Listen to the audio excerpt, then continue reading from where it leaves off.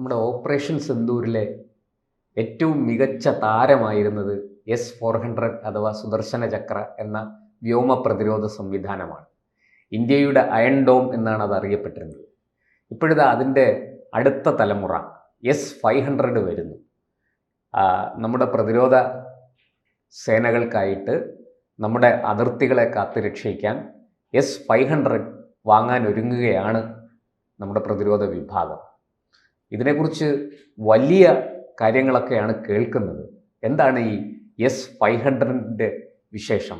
S-400നേക്കാൾ എത്ര മികച്ചതാണ് ഈ സുദർശന ചക്ര 5 എന്നറിയപ്പെടുന്ന S-500? ഈ S-400ൻ്റെ തന്നെ അക്വിസിഷനിൽ നമ്മൾ 5 എണ്ണമാണ് ഓർഡർ ചെയ്തത്. അതിൽ 4 എണ്ണമേ റഷ്യ ഇതുവരെ നമുക്ക് തന്നിട്ടുള്ളൂ. 5ാമത്തത് അടുത്ത 2026 മധ്യത്തോടെ തരുമെന്നാണ് അവിടുന്ന് ടാസ് എന്നുള്ള റഷ്യൻ ഏജൻസി റിപ്പോർട്ട് ചെയ്തേക്കുന്നത്. അപ്പോൾ ഈ നമ്മുടെ ബോർഡറിൽ 5 എണ്ണം നമുക്ക് വളരെ അത്യാവശ്യമുള്ള ക്വാണ്ടിറ്റി മാത്രമേ. കാര്യം $500 ബില്യൺ അതിന് വേണ്ടിയിട്ട് നമ്മൾ ചിലവാക്കുന്നത്. 2018 ഓർഡർ ചെയ്തിട്ട് ഇപ്പോഴാണ് അതിൻ്റെ സപ്ലൈ. 2021 ആദ്യത്തെ പീസ് വന്നായിരുന്നു. അതിന് ശേഷം പിന്നീട് വരുന്നത് ഇത്രയും താമസിച്ചിട്ടാണ് വരുന്നത്. അതിൻ്റെ റേഞ്ച് എന്ന് വെച്ച് കഴിഞ്ഞാൽ 400 കിലോമീറ്റർ ആയിരുന്നു അതിൻ്റെ. അതായത് 400 കിലോമീറ്റർ അകലെ വെച്ച് തന്നെ ശത്രുവിൻ്റെ ഒരു ആക്രമണ സംവിധാനത്തെ തകർത്തെറിയാൻ സാധിക്കും. അതെ, 600 കിലോമീറ്റർ വരെ നമുക്ക് റേഞ്ച് ഉണ്ട്. നമുക്ക് ഡിറ്റക്ട് ചെയ്യാൻ പറ്റും. 600 കിലോമീറ്റർ അപ്പുറത്ത് തന്നെ നമുക്ക് റേഞ്ച് ചെയ്യാൻ പറ്റും.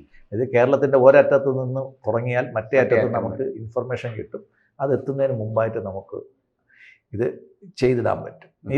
ഇന്ത്യ ഇത് വാങ്ങിക്കുന്നതിന് ഏറ്റവും കൂടുതൽ എതിർത്തത് അമേരിക്കയായിരുന്നു. കാര്യം റീജിയണൽ ഇൻബാലൻസ് എന്ന് പറഞ്ഞാൽ അവർ എതിർക്കുകയും അവരുടെ നിയമങ്ങൾ അനുസരിച്ചിട്ട് നമ്മളെ ഉപരോധിക്കുകയും ചെയ്യുമെന്നൊക്കെ അമേരിക്ക പറഞ്ഞു. നമ്മൾ പറഞ്ഞത് ചൈനയ്ക്ക് ആൾറെഡി ഇത് 2018 തന്നെ റഷ്യ ഇത് ഹാൻഡ് ഓവർ ചെയ്ത് കഴിഞ്ഞു. ചൈന റഷ്യയുടെ കയ്യിൽ നിന്ന് ഇത് വാങ്ങിയിട്ടുണ്ട്. ചൈന വാങ്ങിച്ചിട്ടുണ്ട്. അപ്പോൾ അതുകൊണ്ട് നമുക്കിത് വാങ്ങിക്കാതിരിക്കാൻ പറ്റത്തില്ല. വേറെ ഒരു വഴിയില്ലാതെയാണ് നമ്മളത് വാങ്ങിച്ചത്. കാര്യം എന്ന് വെച്ചാൽ നമുക്ക് അത്രയും അഫോർഡ് ചെയ്യാൻ പറ്റുന്ന ഒരു ബജറ്റ് അല്ല, അത്രയും വലിയൊരു എമൗണ്ടാണ്.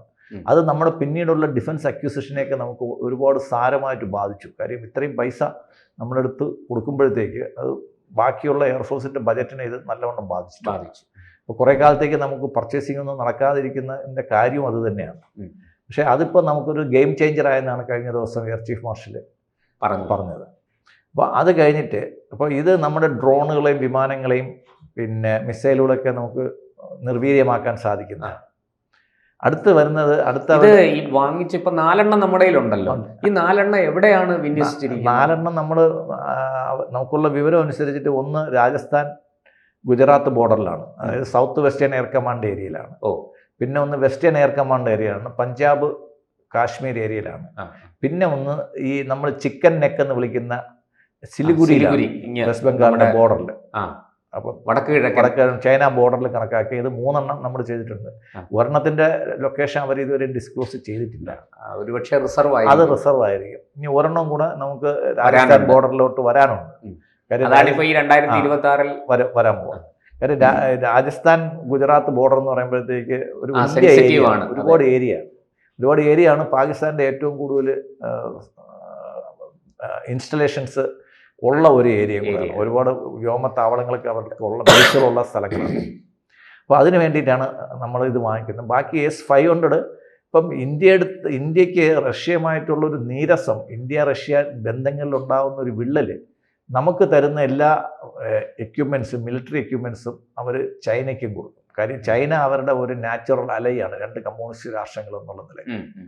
അപ്പോൾ നമ്മുടെ ഒരു മെയിൻ ത്രെട്ടിൽ വരുന്നത്, പ്രത്യേകിച്ച് ഗാൽവാൻ ഇഷ്യൂ ഒക്കെ വന്നതോടെ 68-ന് ശേഷം നമുക്ക് വലിയ കുഴപ്പമില്ല ഇരുന്നിട്ടും ഗാൽവാൻ ഇഷ്യൂ ഒക്കെ വന്നതോടെ വീണ്ടും ചൈന ഇന്ത്യ ബന്ധം മോശമായ സമയത്ത് നമ്മുടെ വിമാനങ്ങൾ, ഇപ്പോൾ Su-30 വിമാനങ്ങൾ തന്നെ ആദ്യം നമുക്ക് വലിയ താല്പര്യമില്ല എന്ന് പറഞ്ഞിട്ട് നമുക്ക് വാങ്ങിക്കാൻ വേറെ വഴിയില്ലാതെയാണ് വാങ്ങിച്ചത്. കാര്യം Su-30 വിമാനങ്ങൾ ഇവർ സുഖോയ് വിമാനങ്ങൾ അവർ ചൈനയ്ക്കും കൊടുത്തിട്ടുണ്ട്.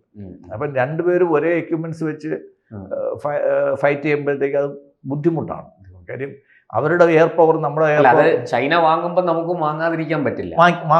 പക്ഷേ ഒരേ വർഷം തന്നെ നമുക്ക് രണ്ടുപേർക്കും കൊടുക്കുന്നത് നമുക്കതുകൊണ്ട് ഗുണമില്ല. അതുകൊണ്ട് ഇപ്പം പൊതുവേ ഇന്ത്യ റഷ്യൻ ഓഫറുകളോട് ശകലം മുഖം ധരിച്ചിട്ട് കൂടുതലും ഫ്രാൻസ് പോലുള്ള യൂറോപ്യൻ രാജ്യങ്ങളിലോട്ടാണ് നമ്മൾ കൂടുതലും ശ്രദ്ധ കേന്ദ്രീകരിക്കുന്നത് വിമാനങ്ങളുടെ കാര്യത്തിൽ. പക്ഷേ ഈ വ്യോമ പ്രതിരോധ സംവിധാനം S-400 വെല്ലാനൊരു സംവിധാനം ഇന്ന് ലോകത്ത് വേറെ ഒന്നും ഇല്ല.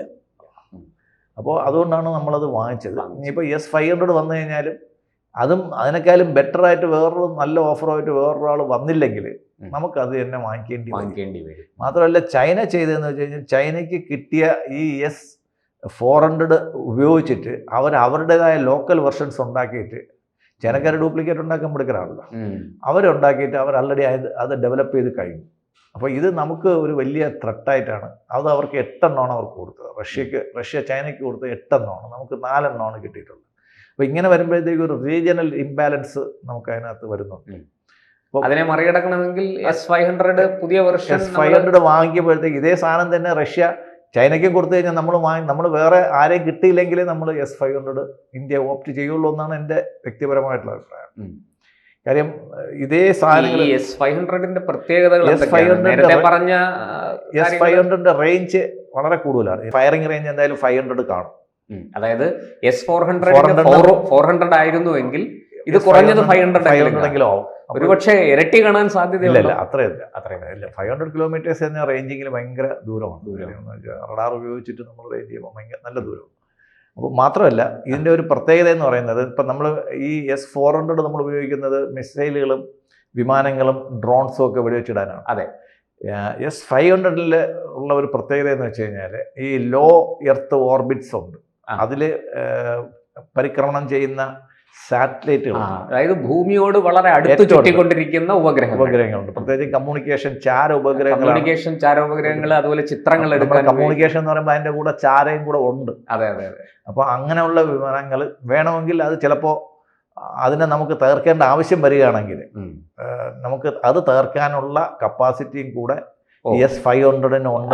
S-500 ഇത്തരം ചാര ഉപഗ്രഹങ്ങളെ ഭസ്മമാക്കാനുള്ള ചാരല്ല, ലിയോ ഓർബിറ്റ് എന്ന് പറയും. ലോ എർത്ത് ഓർബിറ്റിലെ അതിൽ സഞ്ചരിക്കുന്ന ഉപഗ്രഹങ്ങളെ തകർക്കാനുള്ള കപ്പാസിറ്റിയും കൂടെ അതിനകത്തുണ്ട്. ഈയിടയ്ക്ക് ചൈന അത്തരം ഒരു ഉപഗ്രഹത്തെ റോക്കറ്റ് ഉപയോഗിച്ച് തകർത്ത് അവരുടെ കഴിവ് അവർ തെളിയിച്ചിട്ടുണ്ടായിരുന്നു, പരീക്ഷണം നടത്തിയത്.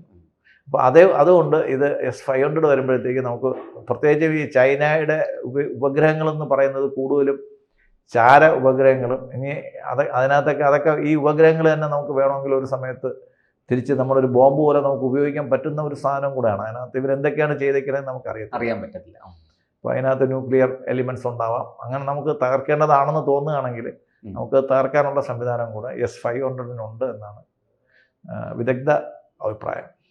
അപ്പോൾ ഈ S-500 ഈ ഇപ്പോൾ പറഞ്ഞ S-400 വില നമുക്കറിയാം, വളരെ വലിയ വിലയാണ്. S-500 അതുപോലെ ഭീമമായ തുക കൊടുക്കേണ്ടി വരുമെന്ന് തീർച്ചയാണ്.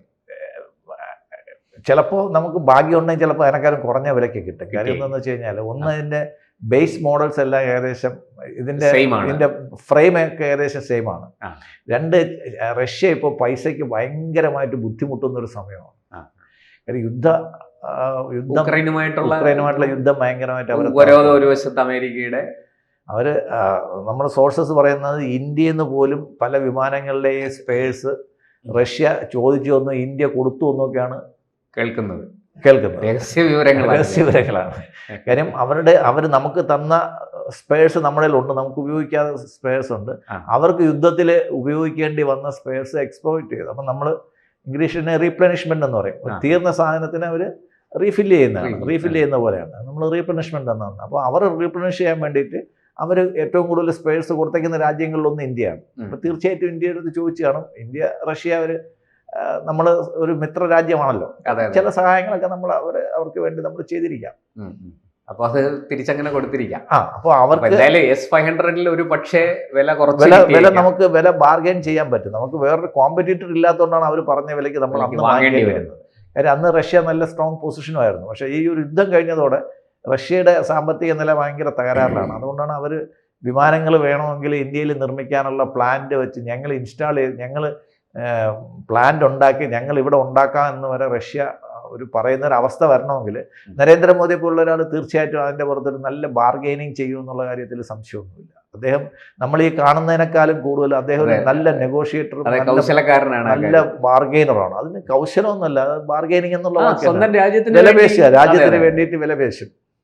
അദ്ദേഹം പറഞ്ഞല്ലോ, ഞാൻ എന്റെ രാഷ്ട്രത്തിന് വേണ്ടി ഏതറ്റം വരെ പോകും. അപ്പൊ അതുകൊണ്ട് ഈ ഒരു അവസരത്തിൽ നരേന്ദ്രമോദി പറയും, അത് ഞങ്ങൾക്ക് മിത്രമൊക്കെ തന്നെ, നമ്മുടെ രാജ്യത്തിന്റെ താല്പര്യം കഴിഞ്ഞിട്ടുള്ള മിത്രമൊക്കെ ഉള്ളൂ.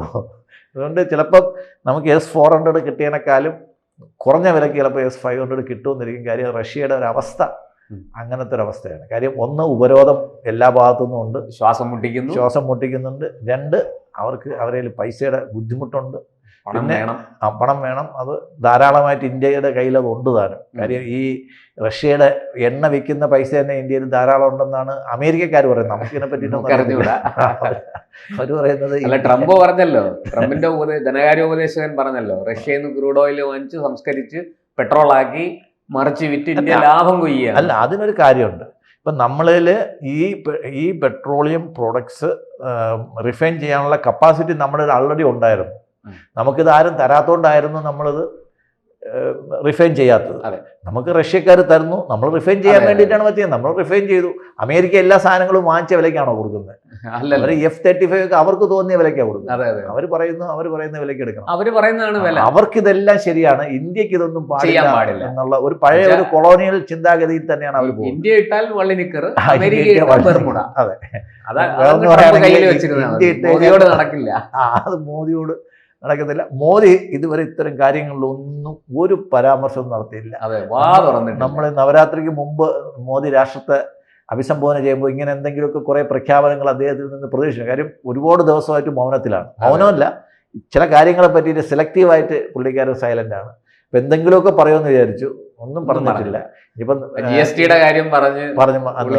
അടുത്ത വിജയദശമിക്ക് പുള്ളിക്കാരൻ്റെ ഒന്ന് പുതിയ എന്തെങ്കിലും പ്രഖ്യാപനങ്ങൾ രാഷ്ട്രം ഇങ്ങനെ കാതോർത്തിരിക്കുകയാണ്, എന്താ പറയുന്നത് എന്നുള്ള ഇത് കണക്കാക്കാൻ വേണ്ടി. എന്തായാലും നമുക്ക് നോക്കാം. S-500 പുതിയ അതിഥികൾ വരും, നമ്മളെ ശത്രുക്കൾ വിറയ്ക്കും, നമ്മുടെ പ്രതിരോധം കൂടുതൽ ശക്തിമത്താകുന്നു. നമുക്ക് കാത്തിരിക്കാം, വരട്ടെ. കൂടുതൽ വിശേഷങ്ങൾ അപ്പോൾ പങ്കുവെക്കാം. കൂടുതൽ വാർത്തകളും വിശേഷങ്ങളും നിങ്ങളിലേക്ക് എത്താൻ ABC മലയാളം സബ്സ്ക്രൈബ് ചെയ്യുക, ബെൽ ബട്ടണും അമർത്തുക.